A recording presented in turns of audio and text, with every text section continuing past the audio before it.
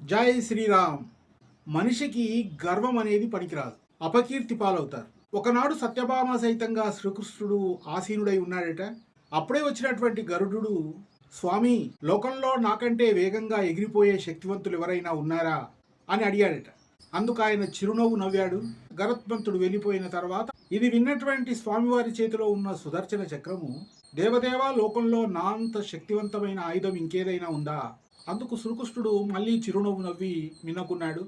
ఇది గమనిస్తున్నటువంటి సత్యభామ, ప్రాణనాథ, త్రేతాయుగంలో సీతాదేవి కంటే నేనే అందమైన దాన్ని కదా, నా అంత సౌందర్యవతి లోకంలో ఇంకెవరైనా ఉన్నారా అని అడిగిందట.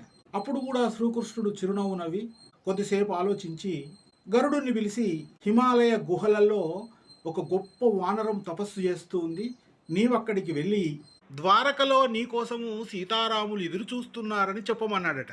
ఆ తర్వాత సుదర్శన చక్రంతో నీవు ద్వారానికి కాపలాగా ఉండి ఎంత గొప్పవారు వచ్చినా ఎంత ఆప్తులైనా లోపలికి రానివ్వకమని చెప్పేసి ఆజ్ఞాపించాడట. ఆ తర్వాత సత్యభామ వైపు మరలి నీవు వెళ్ళి మహారాణిలా అలంకరించుకొని రమ్మన్నాడట. గరుత్మంతుడు వేగంగా హిమాలయ పర్వతంలోకి వెళ్ళి ఆ గుహను కనుక్కొని అక్కడ తపస్సులో ఉన్నటువంటి హనుమ దగ్గరికి వెళ్ళి శ్రీకృష్ణుడు చెప్పిన విషయము పూర్తి కాకముందే రయ్యన ఆకాశానికి ఎగిరాడట హనుమ.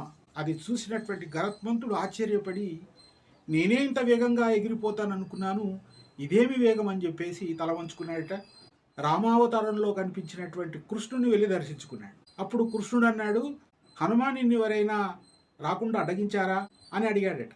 స్వామి, ఒక చక్రము లోపలికి రానియకుండా నన్ను అడ్డుపడింది, దాంతో యుద్ధం చేస్తూ కూర్చున్నట్టయితే నీ దర్శన భాగ్యం ఆలస్యం అవుతుంది, అందుకే ఆ చక్రాన్ని మింగేసి వచ్చాను అన్నాడట. పక్కనే ఉన్నటువంటి స్త్రీని చూసి, స్వామి, ఈ దాసి ఎవరు, నా సీతామాత ఎక్కడుంది అని అడిగాడట.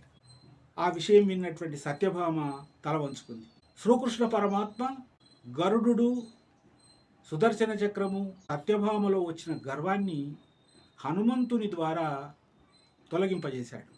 ప్రతి వారికి రకరకాల గర్వాలు వస్తుంటాయి, అది ఏదో విధంగా అనగదొక్కబడతాయి. గర్వం అనేటటువంటిది ఎవరికి కూడా పనికిరాదు. గర్వం వల్లనే ఈ అనర్థాలు. గర్వరహితులుగా ఉండి స్వామివారి సేవలో తరిద్దాం.